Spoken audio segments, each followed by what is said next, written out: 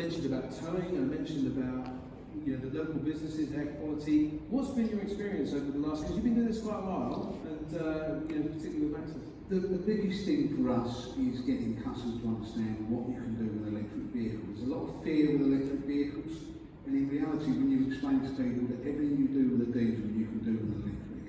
And once you can overcome, and we can talk to customers about ranges, what they want to carry, we're now going to work with Jan in trying to overlay people's current diesel fleet and turn that so we can the customer can instantly see what he does with diesel, and this is what you can now do with electric. It's a real easy overview of what his current fleet is.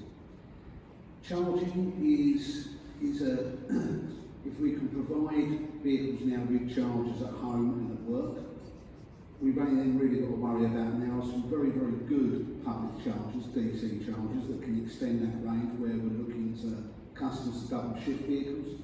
So where we've got vehicles that have got a 200-mile range, we can now make that 400 miles in a day. So it's overcoming that customer fear, and although electric vehicles have been around for, appears to be now quite a long time, it's actually now bringing those customers in to actually, there's really nothing to worry about, but it's getting it over that point across. So Mark, are you having to spend more time in the sale process No. than you would do with the diesel vehicle? No, if we look at electric vehicles from where we were 5, 6, 7 years ago, that was a 26-week process to get a vehicle from an initial conversation into an electric vehicle. Right. Now that's a 7-day turnaround. But I guess the point I'm getting at is there's still an importance around making sure that people understand what they're getting into, what the things about charging. You're having to educate on a new thing, right? Yeah, totally. So the first thing we will talk to a customer about is concept. Right. It's concept, it's infrastructure, then it's the van, then it's training, then it's aftercare, then it's telematics, and then it's finance, because the whole world of finance now has changed, whether it's a 3 or 5 year model. Yeah, I like that. I think historically, what we've always done is lead with the vehicle. Yeah. We've gone in with whatever the vehicle might be, and we've said it's got this much brake horsepower, it's got this much carrying capacity, it's got this much. We never talked about range, have we, really, to be honest, or fueling. But suddenly, range and fueling is really, really important. So it's interesting that's forming part of the discussion, the change discussion. So I suppose the encouragement to both dealers and manufacturers alike is really up your game on the initial information and the way we talk to people. Yeah, the more information we can give customers about electric vehicles, and it's about anybody's electric vehicle, because that's where our drive has to be. Because there's more and more manufacturers coming to the marketplace with their vehicles, all with different offerings, and customers need to understand their business better. Yeah. And then we as manufacturers, we as service providers can provide the right vehicle to that customer. And that's really interesting. I'm going to follow on to Jan there, because you mentioned Jan and telematics and how what Jan does helps through LEVL and the Geotab tool. So talk me through how that has made maybe user customer of yours that you have done that with, and how it makes a difference, how you help that transition, and then how you help operate electric vehicles as well. Sure. So let's start with one customer, which is still one of the most famous ones, which is a joint customer with Mark, which is Moore Milk and More. Okay. So we've been working with Moore Milk and More for about 3.5 years. With Mark and providing vans, we've been providing the telematics solution. So very early on, we saw driver style and driver interaction with the vehicle had a huge difference on the range of the van. So the first part is kind of using it when they're already operating electric. Moore had already made the decision to transition back to electric. They were the original electric vehicle company, right? Yeah. So Mark's experience goes back a lot longer than all of that. Right. Hero.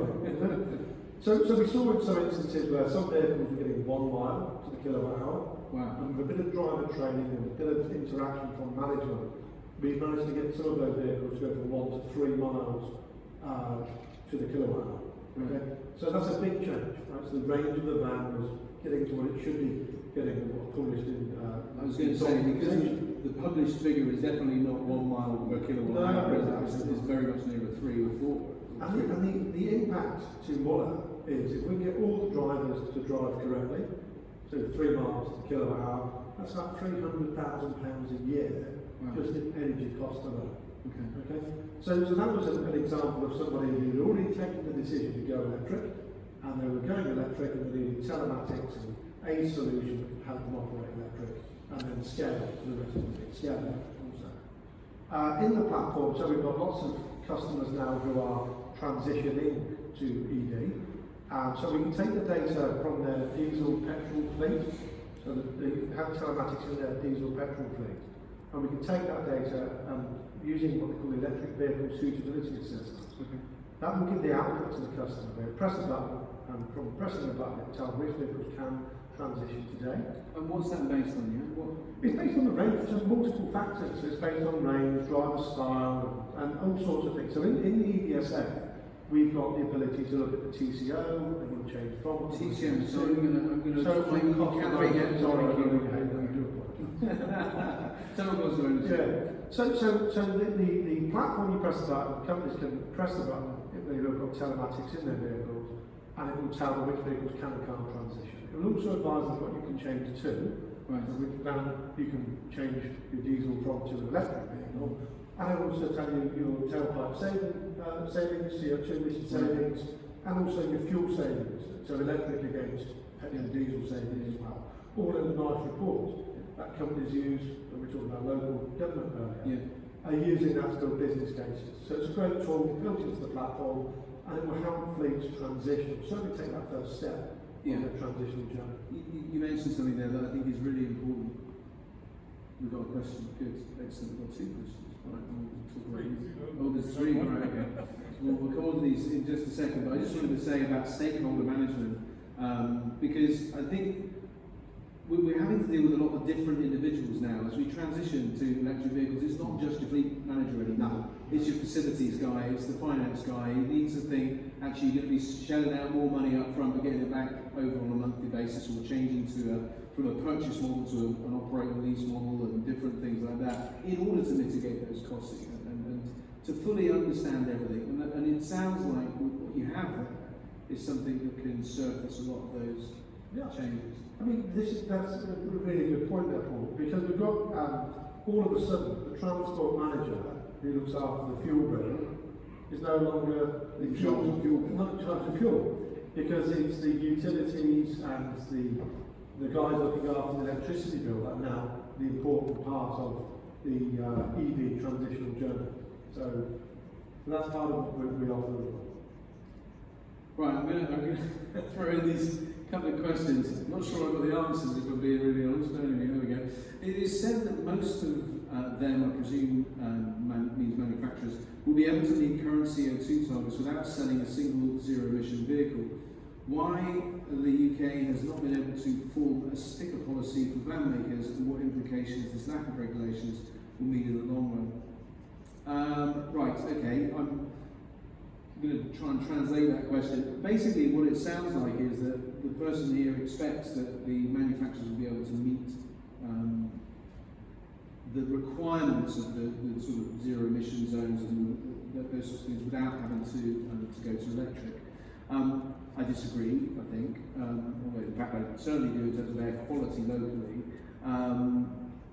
Does anybody have a particular view on that?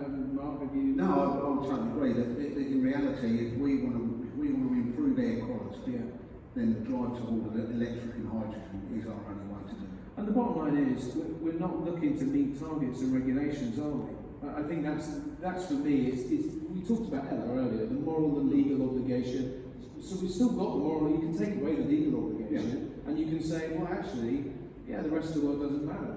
But actually, Ella matters, and everybody, her family matters, and everybody else's family matters. And actually, if we just do nothing, then we will say goodbye to the Maldives, we'll say goodbye to the Bahamas, we'll say goodbye to a whole bunch of other countries that are, under threat. So we can't do nothing, can we? And this has gone again. Which I'm possibly glad about. And the other point that you read in depth, or apologies, is a glacier up in the Antarctic. If it continues the way it's going, then that's going to flood parts of the UK. So what do we have to do? Wait for it to affect us before we take action? So you're absolutely right. Take action today, Yeah. and this is all part of what we're all doing. Good. Right, I'm going to ask this question, and then afterwards we're going to come to Robin, because I think Robin, we talked a little bit about charging and infrastructure, and I want to talk to Robin about power and stuff like that. So the European region is projected to be the fastest growing electric truck market by 2030. Truck, and we'll throw in a band for that. At the same time, mass layoffs in the industry is looming because of the rapid electrification of passenger and commercial vehicles. How do we rectify this situation? And the question does carry on, I think. Let me just see. If I've got the answer. Oh, okay. Okay. Yeah, it doesn't end there. It's fine. So what I know is that the industry is in transition, and there are hundreds of thousands of jobs being created at the same time as other jobs are changing. Let's say. So, how did any of you operate an apprenticeship? Mark, you got an Yeah, apprenticeship? so we take on apprentices each and every year. We've currently got 3 apprentices that are all doing their IMI level 1s, 2s and 3s. But for us, although there's a transition from diesel to electric, the repairs that we do today are the repairs that we will continue to do. Yeah. So even if every diesel disappears tomorrow morning, Yeah. we have still got electric vehicles to repair, we've got body repairs to do, we've got fit outs to do. Everything that we turn a diesel vehicle into, we will turn electric vehicles into. So those apprenticeships will still exist. There will still be a job for our parts guys. We've got 40 technicians in the workshop, and every one of those, and we're looking to take on more technicians to deal with EV vehicles. So it's a challenging time, but it's going to be a really good time. We've got guys that are much older who are also willing to go and do IMI level 3 and get themselves involved with electric vehicles. Yeah. And hydrogen's not that far away. And that's a whole new skill set. So I see guys now wanting to come into our industry that want to learn, that want to come on. So I don't see a massive reduction. I actually see we will need 3 skill sets. We'll need a guy that's always done diesel and petrol. We'll need guys that are going to do electric. We're going to need guys that are going to do hydrogen, whether that's in an ICE engine or whether that's in a fuel cell. My own son's taken up an apprenticeship. He's working for Mercedes-Benz on an apprenticeship. So, what we know is that, the market might change. It is going to change. Yes. Basically, we had hundreds of thousands of people down coal mines not too very long ago. We have very few of them now. But we still have a very low unemployment rate. I think that's the same across Europe, that the unemployment rate is quite low. And also the driver shortages and all these kinds of things. We have a very strong labour market currently. I don't see the electrification changing that sector. So this last question was around autonomous vehicles, so autonomous delivery vehicles. Thank you. So the autonomous, do we think that this is something that is coming? Go on. So we've just provided some vehicles to an autonomous company actually in King's Cross. Oh, right, okay. And they run a fleet of Jaguar on the basis. They've taken a fleet of our vehicles. And when you see how an autonomous vehicle works, it is absolutely amazing. Yeah, I bet. Quite a long way off, but these guys have been doing this now over the last 2 or 3 years. And every road in London's now been mapped. Wow. And you could say, well, there's a reduction in drivers. No, it will just be a different marketplace. But when you see the guys that are working on the technology, the employment that's created, when we want to talk about employment, for all of these IT guys that are in there, and mechanics that are building these vehicles, camera systems, absolutely incredible. And that's happening in London. Yeah, it's great. And I must admit, I saw a presentation from, I think it was KPMG a couple of years ago, talking about autonomy and linking vehicles and all that sort of stuff. So, I honestly think, don't tell anybody, but I think autonomous vehicles are coming a bit sooner than we expect. Robin, one of the key challenges that has been highlighted many times, unfortunately, is